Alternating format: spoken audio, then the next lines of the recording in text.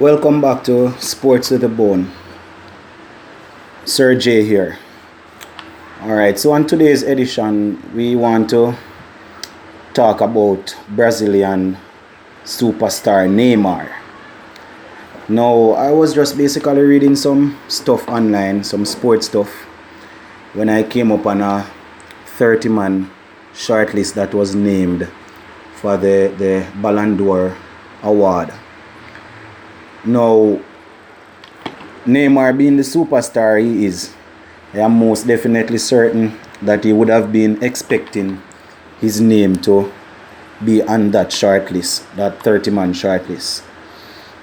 Now, on that list we have players like Messi, Ronaldo, Mane, Salah, Firmino, Van Dijk, and a couple more of them.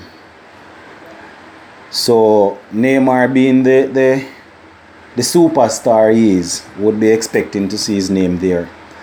Now, after seeing this, I went and I visited a couple social media platforms just to see what some of the sports fans had to say about this.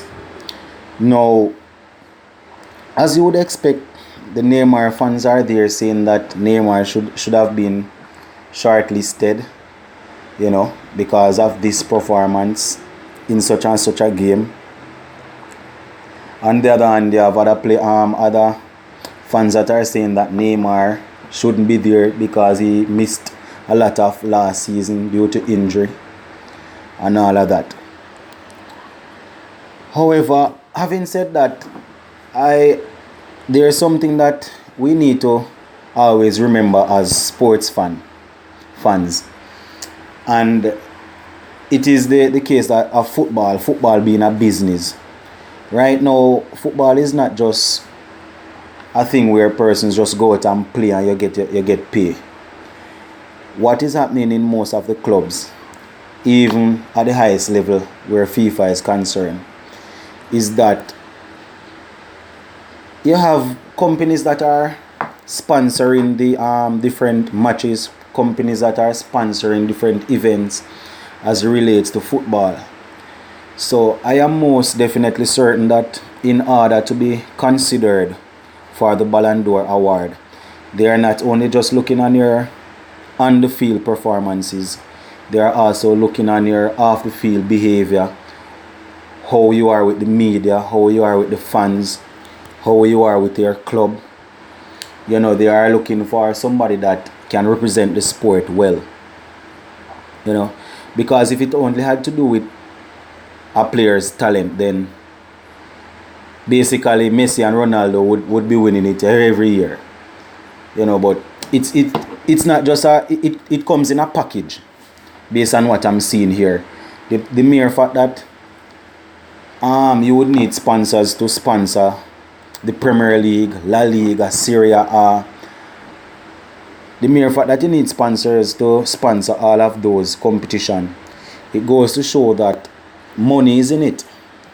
And with all these salaries that these players are carrying home, one could not expect that the club would be able to facilitate all of that, paying out the salaries, paying for traveling, hosting different games. So one have to think that football is now a business. So back to the superstar from Brazil now, Mr. Neymar. Now, we all know that Neymar is a very talented football player. But I don't know if it is the case where, as it relates to Brazilian, they are normally very talented when it comes on to football. But as it relates to being disciplined off the field, sometimes they are found wanting where that is concerned. So, having missed out on the 30-man shortlist for the Ballon d'Or award, I decided to take a look on what Neymar would have produced over the past year. Now, in January, Neymar had a very serious injury that kept him out of the game for a while. So if you're not playing, then you're not contributing to the team. After recovering in March, he had an altercation with a couple of the referees during a Champions League game where PSG was playing Manchester United. He was disputing a winning penalty that was awarded to Manchester United. So we saw him acting acting in a manner that FIFA wouldn't be proud of, or the governing body wouldn't be proud of a person like that.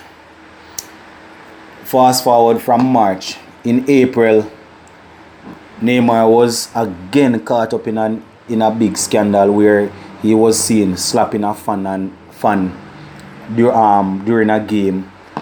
Not only was he captured slapping the fan, he was captured shouting insults at the fan. So those are some of the things that would have worked against Neymar as it relates to being considered for the Ballon d'Or award. Now in June again of this year, Neymar was ruled out of Copa America because of an ankle injury. And then, separate and apart from that, the big issue during the summer where he tried to put together a move away from PSG. He basically wanted to reunite with Messi and Suarez at Barcelona. That deal fell through. So with all of these problems, I am most definitely certain that FIFA wouldn't have considered Neymar for on that 30-man shortlist. So I mean, a player can be very talented, but a player is being managed by a coach or by his captain on the field. But as it relates to what that player does off the field, it is totally up to him. And some of the decisions that are made, some of those decisions end up biting the player. So with Neymar having all of these problems within a 12-month span, I am most definitely certain that those would have contributed to Neymar not being considered for the Ballon d'Or award. Now, as I said earlier in the video, football is all about image, all about what sponsors are looking for. Because I am most definitely certain that a company don't want to be sponsoring a particular club, and then you find out that a player who is supposed to be a leader within the team is always doing something that is against the football rule or doing something that is outside of the laws of the game. Now, it is just the other day that Neymar was also cleared of rape allegations. He was caught up in a rape scandal. It was in October of this year that he was actually cleared of those allegations. So once again, we see some little ugly things that would have prevented Neymar from being considered for the Ballon d'Or award. Having missed out on this year's Ballon d'Or award shortlist, I am basically hoping that this will be a wake-up call for Neymar. I mean, injuries would have kept him out of the game for a while. And those are things that we cannot basically predict, or we cannot control those. But as it relates to his personal life or his personal choices, football fans as a whole would be expecting or would be hoping that Neymar will basically wake up and smell the coffee.